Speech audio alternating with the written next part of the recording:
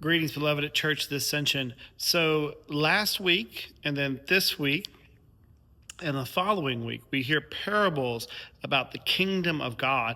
A lot of them centered around agriculture. We heard about soil last week, good soil, rocky soil, soil that's on the path. And then we also, this week, we're going to hear about weeds and wheat.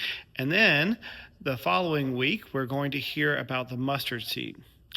Now, one thing that's true of the kingdom, and Jesus talks a lot about as well too in these parables too, is fruit of the Spirit. What fruit are we bearing? Now, grace means that we don't necessarily have to prove that we're Christians, that we get stuff on the abundance of grace.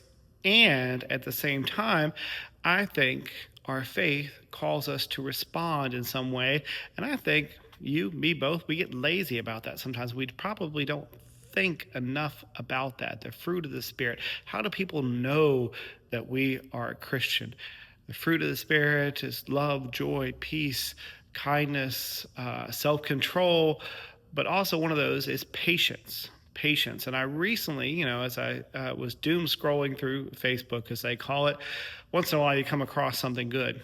And I came across something that was talking about a psychologist, I believe he was, and was talking about how we interact with our kids and gave some tips of that and said that kids will test your patience. Now, kids aren't the only people. If you don't have kids, there are other people, I'm sure, in your life who test your patience. And talked about the difference about sometimes God gives us this to really determine where our patience is. If we're going back to this past Sunday, how good is our soil? Patience, he reminds us, doesn't mean that we get everything that we want. That's convenience. And we sometimes confuse the two, right? Especially when we're trying to get somebody to do something for us, children or some other way to respond, some other people. We say, we try to be patient, but if they do what we want, that really doesn't test our patience. So I know my children test my patience. I know for a fact that there are probably people in your life right now who are testing your patience. If not, stay tuned. It's bound to come. It's part of the human condition. It's who we are.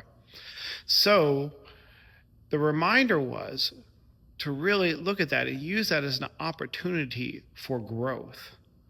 To not give in, right? Part of it's self-control. To not give in, right, to what we want to do, to get impatient, to yell, to not be our best selves, but to really live into that idea of this being the fruit of the Spirit and it testing us. Hey, I don't like it either. I'd much rather take the easier route to yell, to manipulate, to do whatever I need to get people to do what I want, my children included. But I think there's some wisdom in that.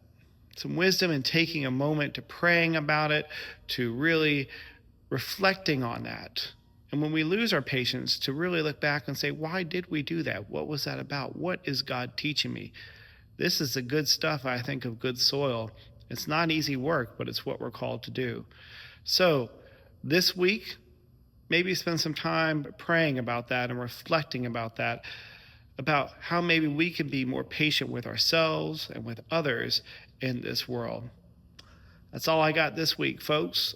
I hope to see you this Sunday where we continue our summer services at 10 a.m. and 7:45 and continue to grow in love without exception. Hope you're doing well. Take care.